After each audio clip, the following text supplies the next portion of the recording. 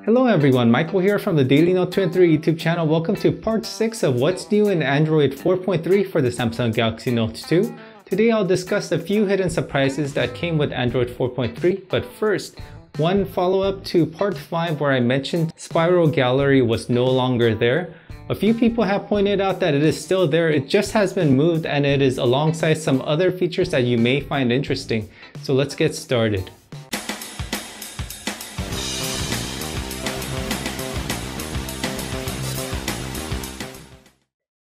To see the Spiral Gallery view in the Gallery app, you need to just simply hit this new drop-down menu, and on the bottom you'll see Spiral. And did you know you can pinch in and out? What's still missing is a 3D drawer view, but hey, maybe it's still hidden somewhere. The location feature is a cool one if you like to take pictures with GPS on. It will map out your pictures for you on the map, and you can drill down to it as much as you want. It's a pretty cool thing to look at if you do a lot of traveling, or you can simply use it as a tool to find pictures. There are other things worth looking at, but it does require you to have done some face, location, or favorite tagging for it to be useful. So one improvement I noticed is how the Galaxy Note 2 works a little better with the Smart Dock. One annoying thing about the Smart Dock was that when you had it connected to your TV, the screen would remain on, but now here's a trick you can do to turn off the screen. Just insert a mouse or the receiver for a mouse into the USB port, and your Galaxy Note 2 screen will now turn off, while your screen on your external display stays on.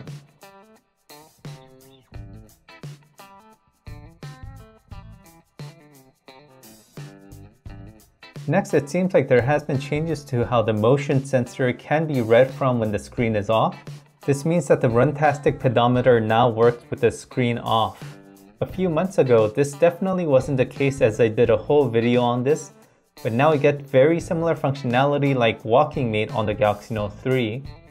I haven't tested this rigorously or seen how much additional battery it's using, but I'm sure some of you will definitely want to give this a spin around the block. Next, third-party printer support looks like it has been added on the Galaxy Note 2. One of the first videos I did on this channel was me demonstrating how the Note 2 can be connected to a Samsung printer with a USB OTG cable but not other manufacturers. However, that has changed for at least Epson and HP printers. As you can see, the drivers are now installed on your Galaxy Note 2. But I don't see anything for Canon or Brother printers. They do, however, provide printing solutions on their own apps in the Google Play Store. Finally, the Move to SD feature. Now don't get excited, this does look like the same button that was present on Android 4.0 and earlier versions of Android. However, it works significantly differently. Basically, in a nutshell, the new Move to SD is almost completely useless. And it is not just for the Galaxy Note 2, but this is something for all Android phones that have an SD card slot.